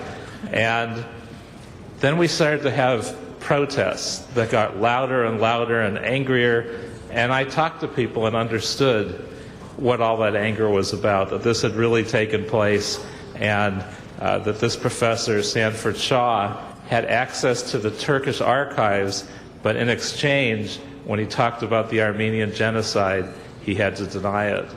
And he was driven out of UCLA by many, many angry protesters, and at the end I was among them, because I think there can't be anything much more outrageous than this. I also had an experience in the state legislature. I did some legislation to create genocide curriculum and teacher training, and it was a pretty non-controversial bill. No one complained about the fact that we were teaching about the Holocaust and some of the other genocides, but we wound up with over 10,000 emails from Turks all over the world denying that this had ever happened. And the one that was the most painful, I received one from a friend of my father, who was by then long deceased, saying, I can't believe you're doing this. Your father would never have stood for this. And of course, that was really a lie. I know if my father was alive, he would have been never so proud as the fact that we acknowledged the Armenian genocide among all the others. So I will work with you, Paul, the rest of the community, and I know we all will, until we actually get this acknowledged and put an end to it. Thank you to all members. Mr. Krikorian, well done. Well done. Thank you very much, Mr. President. Thank you, colleagues. Appreciate your kind words. Okay, members, or Madam Clerk, that brings us to public comment. I'm going to do public comment, Mr. Koretz, and then we'll recognize your commissioners. I want to go to the Valley, to Candido Merez. Then we'll have Arnold Sachs and Mr. Herman. Morning, Candido. Good morning, Mr. President, council members. Candido Maris, proud resident of the 12th District. Honored and privileged to have Mr. Mitch Englinger as my city councilman. In our district, we have the motto that from Chatsworth to San Pedro, we're all one city and one people. I'm also a proud member of the Van Nuys Neighborhood Council. I'm here today, sir, to thank Mr. Englinger for the repaving of a street up in my neighborhood, Cessnon Street. It's amazing what a little repaving will do for a neighborhood, and I want the public to know out there that we didn't get any special privileges. We wait in line like everybody else. There's only a certain amount of dollars and mileage each year that are allocated for, because of budgets, for surfacing and repaving. So again, Mr. Englinger, I would like to thank you for that. I'm also here today, Mr. President, to remind the council that in June, when you come out to the San Fernando Valley, health permitted, I'd like to present a packet on the community court program that was started in New York and what it can do to a community. There's a lot of great things and a lot of great tools that come along with the community court. In 2000, it was started by former Councilman Michael Fuhrer, and it's amazing how many cities and how many nations have taken on the community court.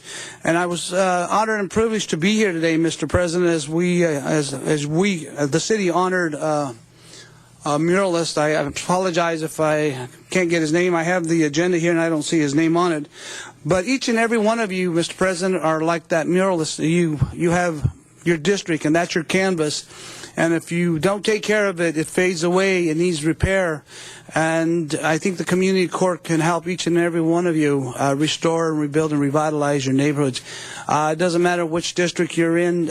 They all need help. But I hope that we'll take a look at the community court, and that hopefully when Mr. Fuhrer becomes city attorney, we'll be able to utilize his input on that. So, again, thank you for the time and privilege, Mr. President. Thank you. Next, we have Arnold Sachs, followed by Mr. Herman, at which point that will close the public comment period. Are you done? All right, Mr. Sachs. Yes, thank you. Good morning. Arnold Sachs. Again, another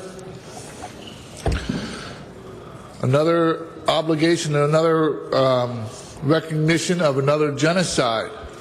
And again, I bring up the same facts I brought up on Wednesday. Coming from council members, some of them, most of all, are some of the biggest liars to ever grace this chambers, makes your platitudes seem so disingenuous. Yes, you can tell the truth over great tragedies which occur once or twice a year in your council meeting chambers. But in a daily business, 3 days a week, where 1 centimeter equals truth for the whole day, that's your modus operandi. Listen to the budget discussion. Listen to the great Councilman Eric Garcetti mention how we saved money, over $1 billion over the life of the contract by redoing the union rules, the union benefit packages. But he neglected to mention the fact that when you did the ERIP and you had the layoffs, you also contracted for $30 million in raises. So over the life of the contract, that's going to cost the city $1 billion. $1 billion here, $1 billion there. So what's the city save? Nothing. And again, the rules here in the chambers, how quickly they change. City attorney makes rules up. Anybody stand up? Any councilman stand up and say, no, Mr. City Attorney? Over the numerous public special meetings we had, we never did that. Never heard of that rule. Nobody stood up. 2 minutes, time's up. Thank you. Mr. Herman.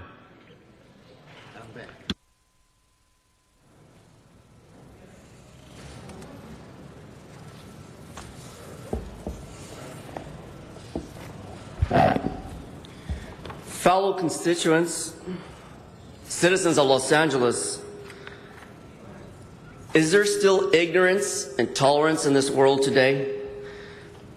Unfortunately, on case item CPC and ENV08, a mural ordinance on all council districts under Arts, Parks, Health, and Aging, I read this. I therefore move that the City Council request that the Department of Building and Safety and the Planning Department cease from issuing citations of notices to comply for mural signs ordinances until the city has established a permitting process.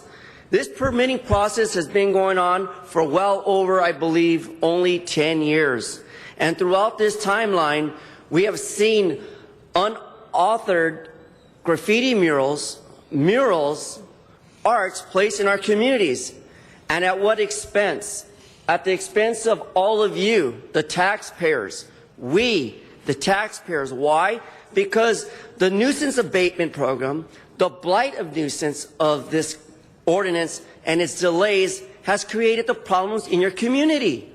We are the ones paying the price for this. I can't go into full details, but you're welcome to go to the Cultural Affairs Commission meetings when they're held so that the violation of the Brown Act is in compliance to your constituents. We are constituents. I am a constituent. And I am saddened to say that the community impact statement is this. It is feasible to establish a citywide program for permitting murals. Who of the parties responsible for maintaining and repairing at a time of city misuse and funding? What appropriate funds will you allocate to ensure murals' longevity and durability in CD14 and throughout your council districts? Thank you. Right, thank you very much. Mr. Koretz. Thank you, Mr. Chair. Earlier this week, I had a chance to meet with our 3 appointments to the Board of Animal Services, which have already been earlier approved today. It's rare that we have 3 vacancies at one time. It's also rare that we have 3 such qualified people for this position. So I at least wanted to briefly introduce each one to the council and give them a chance to just say a few words. First, Ms. Ilana Yanez, who has experience working as a deputy to members of the state legislature and has a significant position with the Humane Society of the United States. So I'd like to start by introducing her and asking her to say a few words about her background and why she is looking to hold this position. Good afternoon, council members. My name is Ilana Yanez, formerly with Senator Kevin De Leon's office. I am now working for the Humane Society of the United States, the Pets for Life program. We provide free veterinary services and free dog training to low-income residents in the neighborhood of Boyle Heights. And I'm very excited to be recommended for this position by the mayor. And what you can count on from me is that I will be doing the best I can to help reduce the number of animals that go into our shelters and that are euthanized every year. We have huge rates of animals that are being euthanized every year. It's a huge tragedy, and I think we will be able to turn this around with a really improved voucher system that the city currently has, and really taking the vouchers to the people who need them the most and following it through, making sure that they're able to get their animals sterilized at a reduced cost. So, thank you. Thank you. Thank you. Next, we have Lisa McCurdy, who's an attorney who does pro bono work on animal welfare issues, and has also volunteered at the East Valley Shelter, which is a learning experience that gives her a good first-hand point of view of what's going on in our shelters. So Lisa, if you'd like to say a few words. Good afternoon, Council. I'm Lisa McCurdy. I'm an attorney here in Los Angeles, and as was mentioned, I've managed to incorporate animal protection issues into my pro bono practice for a number of years. I'm very appreciative for this opportunity to serve not only the people of this city, but its animals as well, and I'm very encouraged by the diverse experience that my fellow incoming commissioners have. I think that hopefully we will be able to achieve some positive things for the department. So thank you for the opportunity. Thank you.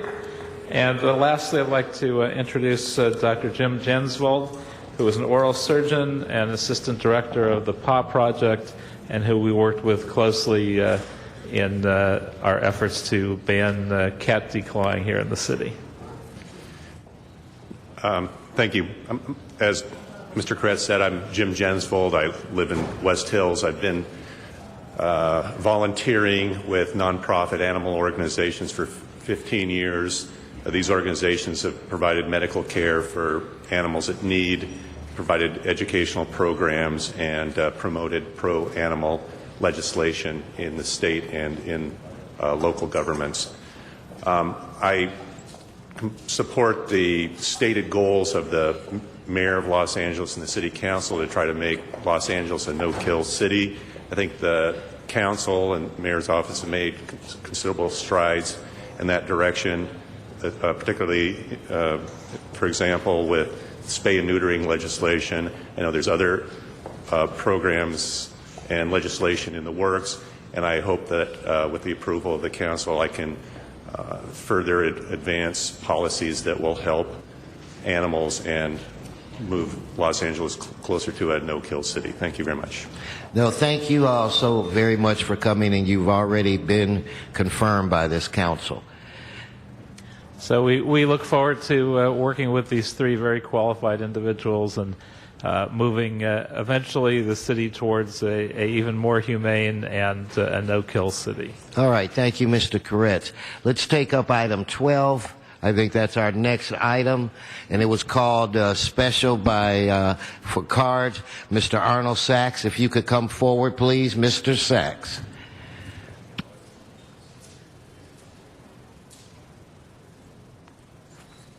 In fact, Mr. Sachs, I'm going to ask you to stay there for the next item as well. So now you're on item 12. Welcome. Well, thank you. Good afternoon, Arnold Sachs. A CRA report dated 8/5/10 on pre-approval grant applications for CRA. 8/5/10. What month is this? Oh, this is April. What year is this? 12. So this is for 2012. And you're just getting CRA reports dated 8/5/10 to notice and file by the interim. What's going on? The CRA doesn't even supposedly exist by virtue of the state legislation and the governor eliminating it. So what's the purpose of the program? What grants will be provided to backfill?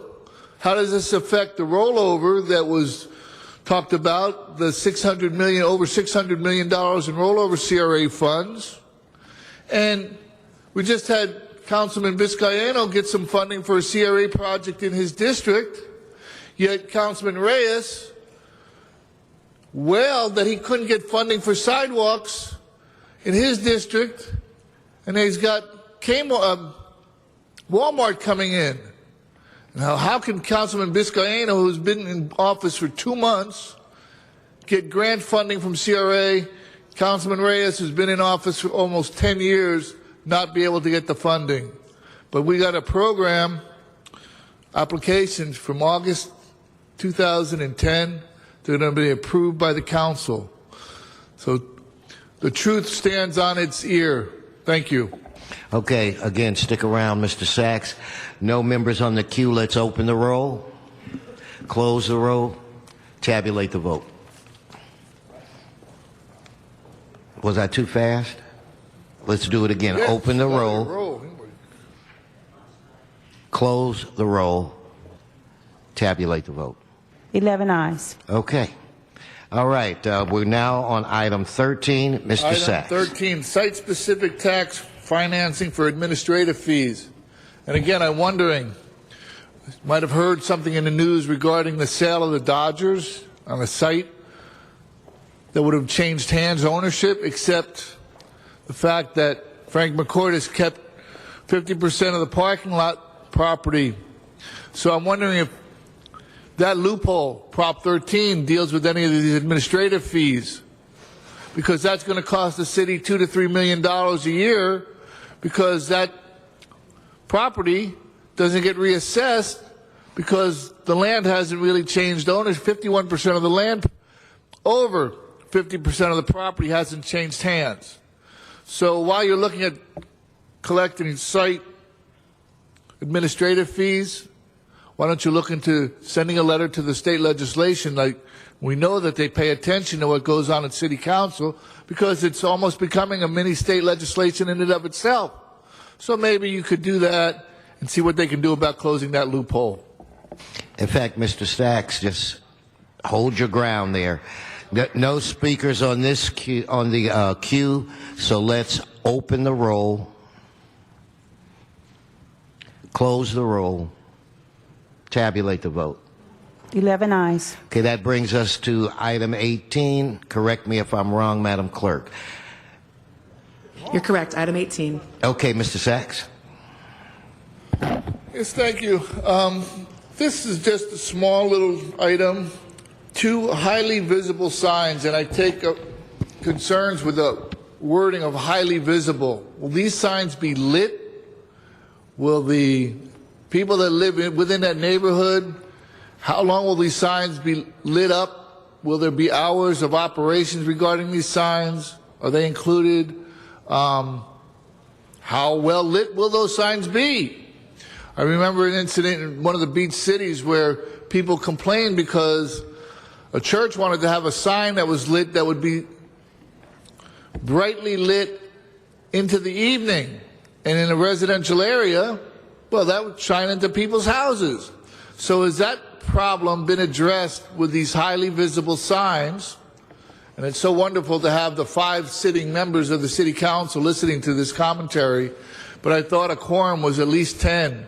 But that doesn't, oh, excuse me, there's 6. I didn't count you, Ms. Perry. I'm ashamed of myself. Okay, don't go anywhere, Mr. Sachs. Okay, on this item, let us open the roll, close the roll, tabulate the vote. 11 ayes. Now, item 19, where we have Arnold Sachs and Mr. Herman. Well, thank you again. Small item. But what, again, concerns me, as did last week on another item, this $4,000 being allocated is allocated for overtime. That's a nice way to reward the troops. These little jobs get allocated to overtime for these projects. Why overtime? Why is the funding sent to an overtime account? Why can't it be done regular time? The city, I know certain city agencies, based on action by the city council, doesn't operate 24 hours a day, but public safety certainly operates at night. Why isn't a schedule? Police operate at night. Why isn't a schedule available that would allow these hours to be paid regular time? That's more time, less money. Why overtime? I know it's a reward system also. You know, the hierarchy gets the reward and the cushion jobs.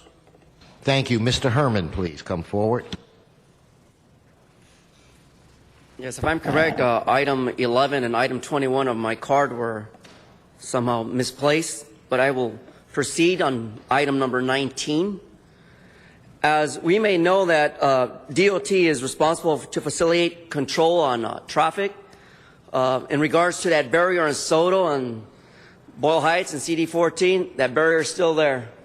But furthermore, to go on into this Department of Transportation, this morning in the LA Times, there's a concern about what DOT is worried about. They're worried about how when they issue tickets and people's cars are towed away. This is something of business the city should get involved in.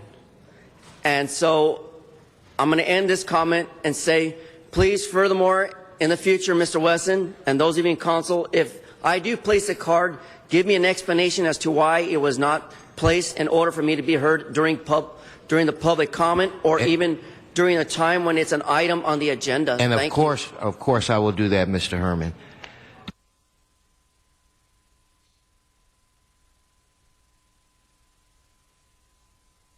Madam Clerk, where are we now? Council should vote on item 19 if there's no more cards. Okay, then let's open the roll, close the roll, tabulate the vote. 11 ayes. That brings us to what part of the agenda? It has motions for posting and referral. Consider them posted and referred. There are excuses on the desk. Councilmember Weezer requests to leave at 11:45 on April 20th for city business. Councilmember Zion requests to be excused on April 20th for city business. And Councilmember Garcetti requests to arrive at 11 a.m. on April 24th for city business. Without objection. That clears the desk. That brings us to announcements, members. Mr. Rosendahl for announcement. Yes, thank you very much, Mr. President. Those of you on Saturday that would like to experience in Mar Vista something that's rather unique that you might want to also do in your own home. It's called the Mar Vista Green Garden Showcase.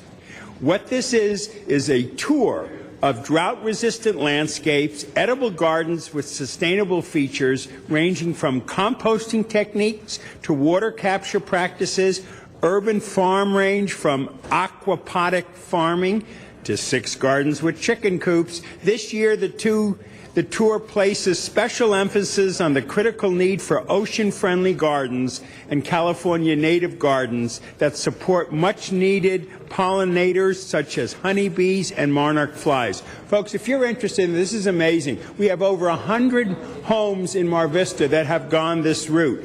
And you need to come up to Grandview Boulevard in Mar Vista, 3635 Grandview Boulevard, where you pick up a map and then you can go around and look at these places. This will be one of the most exciting moments you will have. If you have a backyard or a front yard, you have the privilege to work with that dirt, you need to see what they've been doing in Mar Vista. It's incredible. I'll be there myself as well. Thank you, Mr. President. No, thank you, Mr. Rosendahl. Mr. Weezer for an announcement. Thank you, Mr. President, and I'm very happy to announce that we received some state funding to build a pocket park on York Avenue and 50th in Highland Park. Tomorrow we are having a community celebration at 9 a.m. at the corner of York Boulevard and Avenue 50, a long-awaited announcement with some Prop 84 funding. We were one of only 2 locations in the city of Los Angeles that got this funding, and this is part of the York Vision Plan that we started a few years ago. A lot of great improvements, new bike lane, new bike corral, and now with this pocket park, it's going to make a great addition to improving pedestrian and business-friendly corridor there. Tomorrow, 9 a.m., York and Avenue 50. All are invited. Thank you. Congratulations, Mr. Weezer. Mr. Buscaino. Thank you, Mr. President. Tomorrow is the 2nd annual Stop the Pain Teen Summit on dating violence and bullying prevention at the LA Convention Center from 10 a.m. to 5 p.m. I also have, Mr. President, 2 key grand openings in my district supporting our local small businesses. The Sky Zone grand opening in Harbor Gateway at 1625 West 190th Street at 11 a.m. And then I'll be at the grand opening of the Ace Hardware store at noon at 2515 South Western Avenue. Both events free to the public, lots of food, entertainment, and I ask my constituents to join me at those 2 grand openings. Thank you. Thank you. Mitch Englander. Thank you, Mr. President. Earth Day cleanup is going to be this Sunday with Northridge South. It's going to be at the corner of Chase and Wystone, and we're going to meet there at 8:45 a.m. for breakfast, and all chip in and pitch in and clean up. And so it's going to be a lot of fun with a lot of community activities as well. The other event on Sunday afternoon is our annual Day of the Horse at Stony Point Ranch, right next to Ride On Andorra and Topanga. This is the equestrian area of the city, one of the many, one of the few left, I should say. But this is a fantastic family fun event where we have a rodeo. We have a jail, actually, where we can lock up elected officials and they can post bail. So we'll have to have Zion come out there and put him behind bars where he belongs. But it's a great way for the community to get together and to protect and preserve the rural nature of Chatsworth in the equestrian community. Thank you. Thank you. Mr. Weezer. In announcing the recent Prop 84 that we got for Highland Park, a few years ago we received some state money to secure Ascot Hills Park in El Sereno, and Sunday we're celebrating with the second annual Kite Festival from 11 a.m. to 3 p.m. Ascot Hills Park in El Sereno, the second annual Kite Festival. It's a beautiful sight to see. That's located at 4371 Multnomah, one of the largest open space passive park areas in the east and northeast part of Los Angeles. Everyone is welcome to that event. Thank you. Thank you. Mr. Weezer, if you could step up here for one moment. Mr. Cardenas. Thank you very much. We just kicked off the Feel the Boot campaign today, and it's going to be Monday, Tuesday, Wednesday of next week. When you see the firefighters out there with a boot in their hand asking people to open their wallets and open their hearts and put some money in the boot, the money goes to the Muscular Dystrophy Association, and the Muscular Dystrophy Association is doing two wonderful, incredible things. The organization, as otherwise known as, you may recognize as Jerry's Kids, where Jerry Lewis has been doing his telethon, but this is part of that whole effort. And basically what you're going to be able to do throughout Los Angeles is keep an eye out for firefighters. You'll probably see a fire truck parked, and then you're going to see some firefighters with a boot in their hand asking the public to open their wallets and open their hearts and give money to the Muscular Dystrophy Association. And last year we broke the previous year's record. Let's keep going in that direction. Please, please, please understand that when you give those dollars, you're putting a smile on a child's face, because they get to go to a special camp. Some of them get to go to a special camp where they can play like any other child, but it's hard to do in our regular parks. So please understand that that's one thing that they do. The second thing is they are working very, very hard, the scientists and doctors, to try to find a cure for muscular dystrophy. So once again, open up your wallet, open up your heart. Monday, Tuesday, Wednesday of next week, when you see a firefighter park, look for those firefighters and then fill that boot with a few dollars, and that'll go a long way. Thank you very much. No, thank you, Mr. Cardenas. Adjourning motions, members.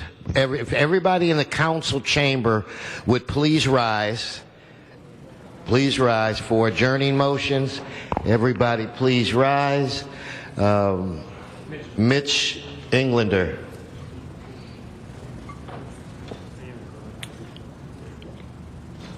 I'd like to adjourn in memory of Janine Engelhardt, the former member of my staff who passed away late last night. Working for myself, former council members Hal Bernstein and Greg Smith, Janine served as Council District 12's Director of First Impressions. She greeted individuals who contacted our field office. She was the most important person in our office, because she was the first to answer the phone and the first at the door. Her smile filled every room. Janine was always positive, enthusiastic, compassionate to all, along with providing the people who live and work with CD12 the excellent service for 15 years. Janine was a joy to work with and was loved by her colleagues. I had the pleasure of working with her since 2003. I'm grateful for everything that she contributed to Council District 12, to my family. Janine is survived by her son Dale Engelhardt, her sister Rina, and her entire Council District 12 family. May Janine Engelhardt rest in peace. If I can ask for all members. And of course all members, and I can relate to that, Mitch, having lost in my career 3 staff people. It was very, very difficult time. So you have our prayers. Adjourning motions, other adjourning motions. Mr. Weezer. Thank you, Mr. President, and so sorry to hear about that, Mr. Englander, and to the entire City 12 staff. We certainly have our prayers with you as well. And colleagues, I also ask that we announce that we adjourn today in the memory of Jesse Linares. He was the city editor of the Spanish language Hoy newspaper, which was a subsidiary of the Los Angeles Times. He passed away Saturday, April 14th at Kaiser Permanente in Baldwin Park. He had suffered from cancer and was only 49 years old. He was born in El Salvador on February 25th, 1963, and he came to the United States during the Salvadoran Civil War. He studied journalism and political science at Cal State Northridge and began his journalism career in Los Angeles, working as a reporter and assignment editor at La Opinión newspaper before moving to Hoy 8 years ago, where he helped launch that paper. His colleague Francisco Castro wrote that colleagues praised Jesse for his deep knowledge of Los Angeles' Latino community and for his work ethic, curiosity, objectivity, and passion. I was interviewed by Jesse several times, and some of us around this horseshoe may have also been interviewed. And one of the framed articles I have in my office is an article he wrote about how proud I am of my roots from my home state of Zacatecas, Mexico. I found him a really pleasurable individual, someone who cared a lot about Los Angeles, given the stories he wrote that touched at the human nature of what it means to be living in Los Angeles, and particularly as a Latino. He is survived by his wife, Victoria Infante, a journalist at La Opinión, and their one-year-old son, Victor Santiago Linares. Friends and colleagues will gather tomorrow, Saturday, April 21st, between 1 and 5 at Ferndale in Griffith Park to raise funds for Jesse's family. The gathering is put together by the Association of Latino Journalists in California. Our prayers are with his family, and may he rest in peace. A beautiful individual. Mr. Buscaino. Thank you, Mr. President. Colleagues, today I adjourn in memory of Michael Weitzman, a beloved member of the San Pedro community. He passed away this past Monday at the age of 82 after a battle with cancer. In addition to being a local optometrist, he was an active member of the community. Recently, he and his wife were recognized as the Lions Club 2012 Ante Perkoff Humanitarians of the Year for all their hard work for nonprofit causes on behalf of the Temple Beth El. Mr. Weitzman was a past president and member of the San Pedro Lions Club for more than 40 years. The San Pedro Chamber of Commerce, Toberman Settle House, very involved and active in those organizations. Also active with the Optometric Association, the Lions Club Vision Program, and with the California Vision Foundation that provides free health care for the needy. Mr. Weitzman worked well beyond the usual retirement age, leaving the practice just over a year ago due to illness. He is survived by his loving wife of 52 years, Phyllis, his two sons, Greg and Dan, a daughter, Dr. Deborah Girut, and 7 grandchildren. Thank you. Mr. Cardenas, you want to be added to that? Any other adjourning motions? This council meeting is adjourned.